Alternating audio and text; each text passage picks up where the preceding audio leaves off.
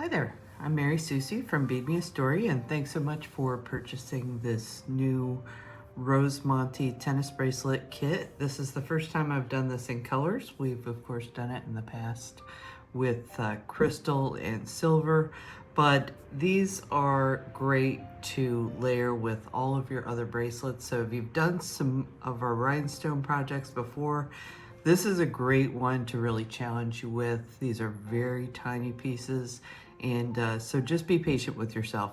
You'll get through this. It may take you a little bit of time to mount the rhinestones onto the jump rings, but you can do it with a little bit of patience and good lighting and proper eyewear if you need it to see close up. So without further ado, let's go ahead and get started. Okay, so to start this project, the first thing we want to do is go ahead and mount our Rose Montees onto these jump rings. Okay, so we'll be passing the jump rings through the Rose Montees. Now I'm going to show you, I'm going to use the blue and brown first, and this is a light sapphire blue. So I just want to show you the back of this. This, hard to hold on to, sorry about that. Okay, this has a little channel back. So see how there's holes going that way and this way. So this is different from the Chateau Montees that we carry. These are much harder to get onto jump rings. So please master the Chateau Montees first before you try this project, because this is challenging. Now, I wanted to show you this in a very high contrasting color. So I've got the brown as a nice dark color, and we're putting it with the light sapphire, which is very light, and then it's mounted on silver in its setting. Okay, so basically what I'm going to do is hold this so that I can see the back side of it, and I can see at least one of the holes. Okay, so see that hole on the back? Let me get that in. Okay, so we're just going to take the jump ring, and I'm holding on to it on the right side near the right prong, and we're going to feed the left prong into the hole. Okay, and then we're going to allow the jump ring to come around the corner. So you notice I'm letting this tilt back so it can come around the corner and out the next hole.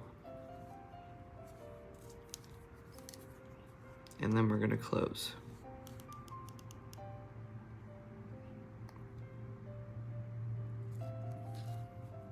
Okay, and then we're going to take a second jump ring, and I'm going to go into one of these remaining holes in the back. And actually, I'd be better, because I need to work in the right hand direction. See, if I hold this up, see how the little shape, I want to be in the hole on the left, so that I can come around to the right and it can come around. Now this one is very easy. I'm not sure if it's because the sapphire, the light sapphire Rose Montees are just set really well and they left me a little extra room, or whether it's because the brown jump rings just run really nice and small. But I brought out a second color because I want to show you a little bit more of the struggle that occurs. So if you find everything's really tight and you're having a really hard time, you can use a little stylus to push a hole through. I think Tulip has these, okay, and it's just a little pointer. Or for me, what this was it's for poking paper out when you use when you're cutting with a die machine. You can poke paper out. They have these at the Dollar Tree, okay, so very inexpensive. And you can take this and you can run it through the backs of these Rose Montees before you start. And I just push it through the hole, and I was pushing down with my left hand with a little bit of force. You don't want to do too much because you can break up this Rose Montee if you work too hard at this. But basically, I want to be able to see the little point just barely come out of this hole, okay? And when I can see that, then I can pull it back out. I turn it a quarter turn, and I go through the other hole just gently. I'm using a little bit of force, but you don't want to break your Montee, so just be careful with that. But it does help give you a little bit more space. Okay, so when we go to put this jump ring in, we're going to do the same thing here as I showed you before. See, I gave myself a little bit of extra space. These have been running pretty tight, so that gave me the room I needed to be able to do this pretty fluidly. But let me show you with one that has not been done, because even if you do that, you're going to run into ones that are tight. So hopefully I can find a situation here that's a little bit tighter. Sometimes it can be hard to get into the hole, and if so, you can always turn this a quarter turn and try and use the next hole. Okay, and then this one, I just want to show you that I've got it in the hole, but it's certainly not just loosely found its way to the next hole.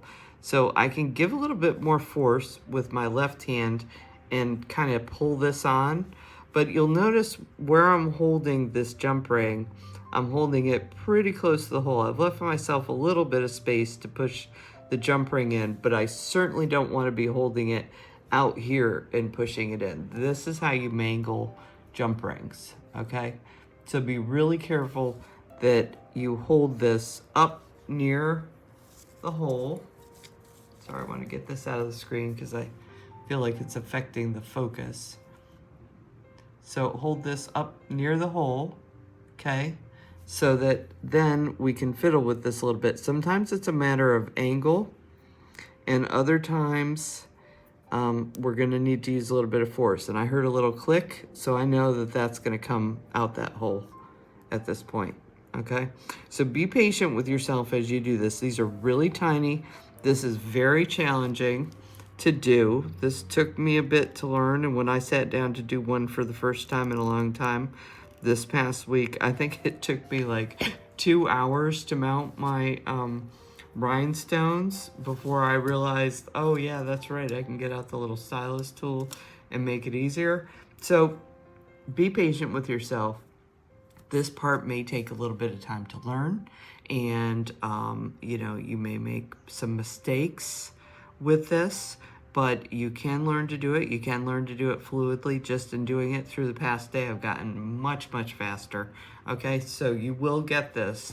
But what I want you to do is go ahead and do this.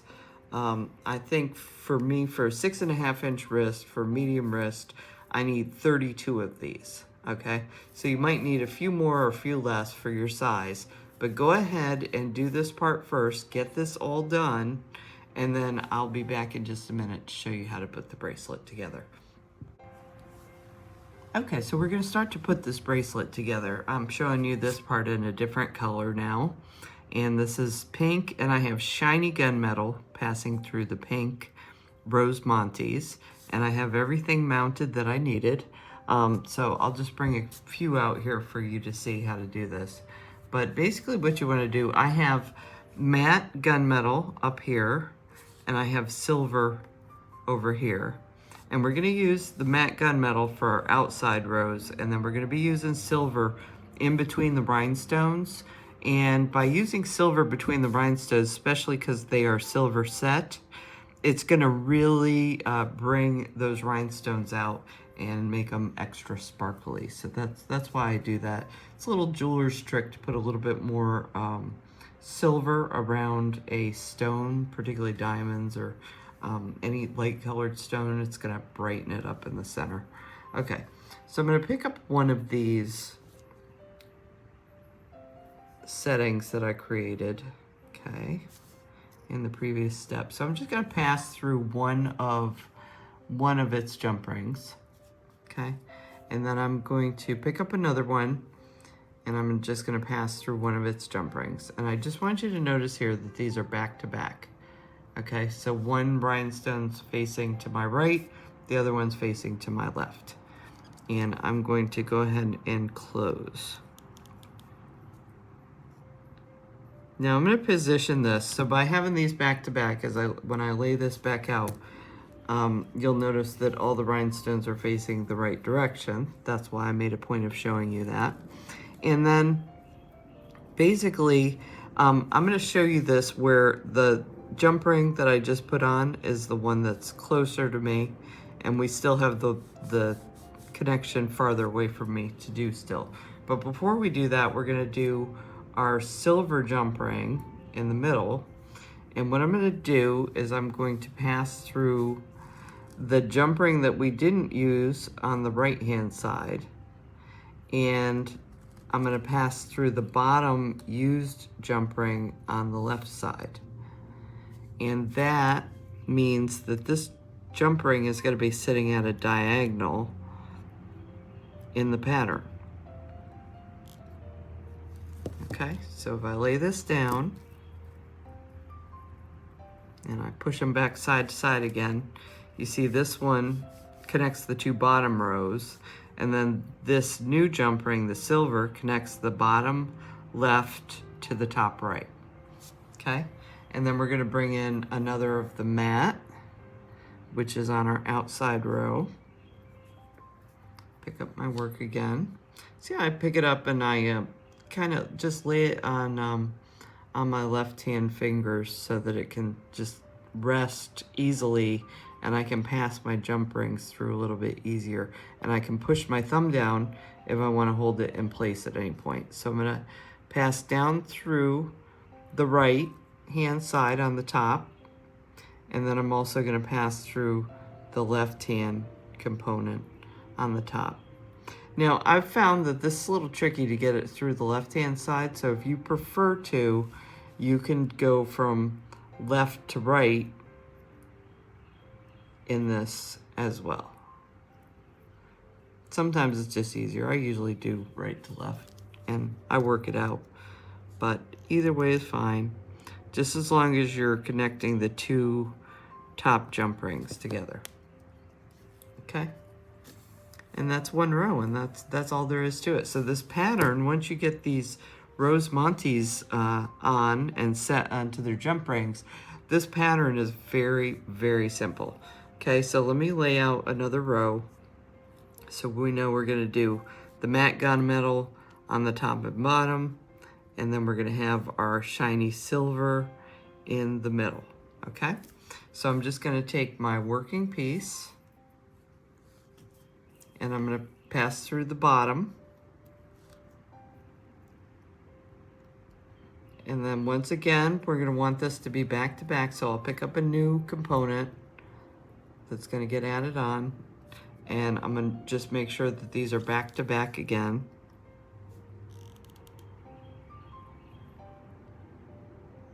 Okay, and close the jump ring. Okay, and so you see this is my bottom. So if you remember last time, we went from the top right to the bottom left. Okay, so we're going to be going from here down to here. And that is with our shiny silver, because this is the part that's in the middle. Okay, simple enough. I know these are really tiny jump rings. As long as you can see this well and you're real comfortable opening and closing jump rings, this part should not be any problem for you whatsoever. Okay, and now, if I'm able to pick up my jump ring. Okay, now I'm going to go from top to top. So from this jump ring over to this jump ring here. And again, this is the connection that's a little bit, can be a little bit tighter at times, but you saw that went through just fine. Okay, and close. All right, and that is all there is to it. We're just going to do that same thing with this next one. Another 2 gunmetal, matte gunmetals, and a shiny silver in the middle. And then we're going to add another one. So I'll show you a little piece that I'm working on here, just so you can see what this is going to look like. Okay, so keep going, and I will be back to show you how to finish this bracelet off. Okay, so we're going to be using a base metal clasp for this, so I just thought it was a good time to go back through this again. Renaissance microcrystalline wax. This is going to help this clasp from tarnishing really quickly. Okay, so you want to protect it when you're using base metals. And I know everybody loves shiny silver, but the problem with shiny silver is that the base metals are going to tarnish pretty quick. And same thing with base metal and a shiny gold. You do not have to worry about this with if you work with a lot of gunmetal or the matte gunmetal or antique copper or antique bronze. Those are good to go. But whenever you want to use the shiny colors, you certainly have to worry about them tarnishing with your clasps because they're just base metal. Okay, so you saw I just got some of this wax and I'm really kind of like working it into my paper towel. I keep the same paper towel going all the time for this. And I am just going to rub my clasp all around in this wax. Okay, and I'm gonna set it off to the side for a minute, and you can see there's little chunks of it on here. That's fine. Just let it dry for a minute or two. I'm gonna move this one over. Make sure to get this end too. Particularly on this end, you particularly want to get, you know, these tips where we're gonna be sliding it in and out, the part that you're gonna grab onto with your fingers, okay? So once again, just get some wax on there, set it off to the side. It only needs to dry for just a minute or two, and then we can buff it back off. Okay, I'll just show you one more of these. Just rubbing it between my fingers. Okay, this is the one I had that I want to show you how to work with this clasp. So let me just rub the wax on. Okay, I'm gonna get that out of the way. So I'm gonna do all these. I'm doing a little batch of tennis bracelets today, so I'm gonna coat all these with the wax. I'm gonna set it off to the side to dry for just a couple minutes, so I'll just keep working on these. And then I just wanna show you how this clasp works too. So basically, the pinch part works like a little hook. So you just hook it through here, and then you push. Okay, so it's got the box clasp going on, but it also has this little bar here, which I love. This is gonna really protect this bracelet from falling off. And since this is a bracelet that you're gonna wanna wear a lot layered, that's gonna be really helpful. And it's just gonna, you know, take just a little tiny bit more as far as getting it on and off, you know, to get this little hook around and on in the first place. Okay, but then it just works like a regular box clasp where it just pushes together, and then to get it apart, you see you just pinch these two parts together and it will release. So you have to release and you have to unhook. Okay, so that should keep this protected from falling off your wrist fairly well. Okay, so I'm going to show you how to attach the end of the bracelet together now. Okay, so before we attach our clasp, I just want you to notice that I'm going to add one final end row of jump rings, and I'm going to use each of the three colors that I've been using. So this is the matte champagne that I was using on this one. So either the matte color or the color that you were using on the outside to link the rows together, we're going to do on the last ring that tilts inside on the bias. And then on the ring that tilts to the outside of the bias, we're going to use the silver ring, okay? So all I'm telling you to do here is just stick two rings on the end. So on the part that's tilted inward, we'll use our color that we've been working along the entire outside of this. Okay, and then on the part that sticks out, on the part of the row that sticks out, we're going to use our silver. And that's because this is going to end up on the diagonal when we link the next ring. Okay, now I'm going to add what was the horizontal ring, or the rings that were passing through each of my rhinestones. So that ring is flat. So that ring, if I look down, I can see through the center of these rings. Okay, and that in this case is the silver frost. And I'm going to latch on to the, oh, don't have this open quite enough.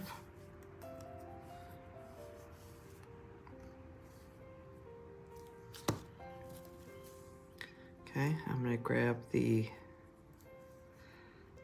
silver and the matte champagne. Okay, so see how that ends up kind of joining those two, but see how the silver comes up at the diagonal? That's why I did it in these three colors, so that one wouldn't be weird. It would stay in the same uniform manner as the colors went all along the bracelet. Okay, so that's me just sealing up the end. Now I've got 2 silver rings, and I am going to attach the clasp. So the one thing I want to mention, whenever you attach clasps, I am using a 2-hole clasp. Doesn't matter, 2-hole, 1-hole, doesn't matter. Attach this part first. Attach the part you're going to squeeze first, because this has a right side and a wrong side. The other side is the same on both sides, so that doesn't matter. That's why I want to do this one first, making sure that the little prong that I push on to open and close my clasp is going to be to the outside, so it's going to be on the same side as the rhinestones. And then here we're just going to, I'm going to pass through the end silver frost ring, or the horizontal ring, the rings that are passing through the rhinestones basically.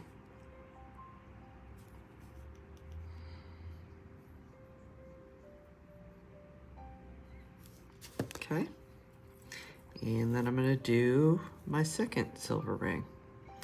And I love that I was able to find a nice clasp that was 2 holes. It's going to make this a lot easier.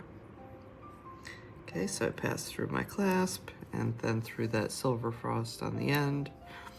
And I know at this point that everything is facing in the correct direction.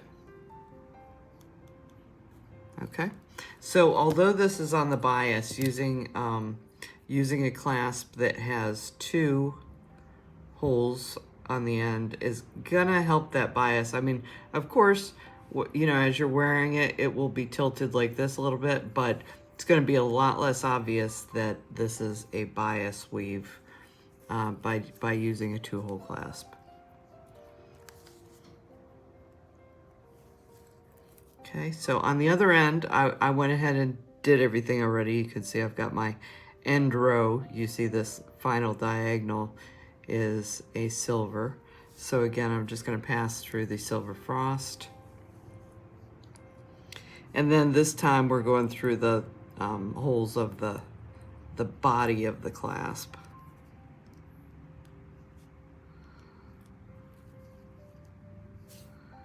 And of course we wax this clasp because it's base metal. It's going to protect it. And one more.